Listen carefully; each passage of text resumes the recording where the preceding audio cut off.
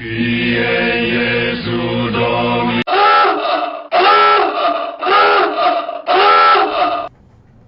right, you were warned again, appropriately so, that we're going to talk politics in this video. In particular, we all know what's on everybody's political mind, the Kavanaugh confirmation, which looks like it's going to happen, but it may not. As you notice, no hat.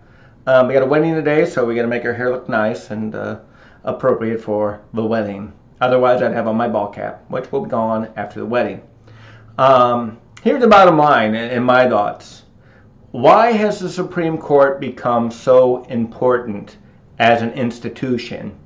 Because of all the branches of the government, it's the one that can be permanently abusive. Is there a concern that you give a lifetime appointment to the judges? Absolutely. I think there should be an age limit. And then you got to step down. You got to resign. It doesn't matter how old you were, how young you were when you got on there. Time to step down. Just like I think there should be an age limit for the president and for Congress. I don't care if you're a vibrant 80. I think it's too late to be starting a political career at 80. 70s, maybe not. I mean, that's some good presidents in their 70s. Might still have good health for 8 years or so, decade, maybe more. But the courts have really become the bastion of the left for enforcing their will when the people say no. The clearest example is everything with same-sex unions. Numerous states had enacted laws where they did not want to recognize same-sex union, which is the prerogative of the citizens living in those states. The left relied upon the courts to overturn that in a decision to invalidate all those individual states which had made a decision that they did not want to recognize same-sex unions. This is the same song and dance the left has been doing since Roe v. Wade. When all of a sudden, whether you liked abortion or not, and your state rejected it or wanted to curtail it, you couldn't. And it's been the same song and dance since then.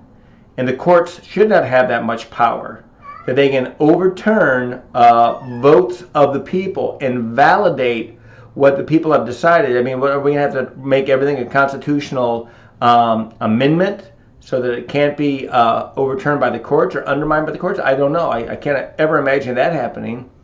But the courts really have to be reeled in. And even if that takes a conservative court to do it, I'm in favor of that. Because a conservative court ought to be one that does not want to legislate, but enforce the Constitution.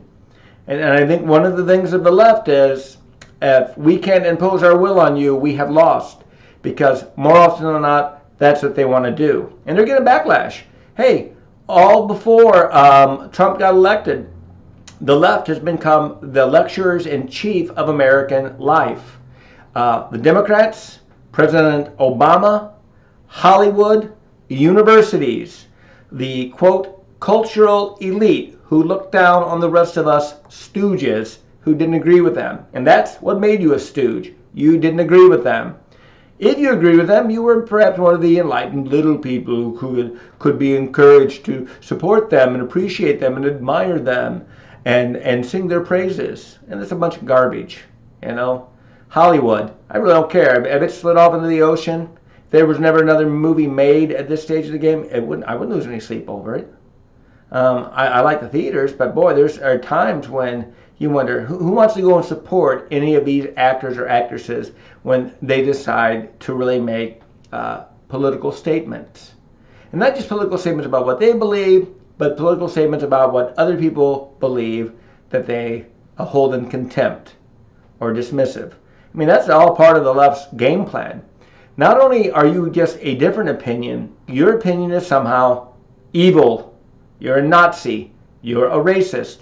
You're a sexist. You don't appreciate diversity. And we're not talking about diversity in thought, diversity in appearance. I am a white guy. Therein lies all my problems if you're a leftist and you really buy that just on the surface, me being a male person from Northern Europe, that I have a whole host of problems that cannot be overcome. That the best thing I can do, as the one senator said, is shut up. And that's unfortunate. You want to be about alienating, you know. I wish Hawaii would vote her butt out of office, but that probably won't happen. That's one of the most frustrating things. You see some of these people are going to be in office forever because their little area will support them indefinitely. So be it. Probably a part 2 on this maybe after the wedding today when I have on my baseball cap. Bye.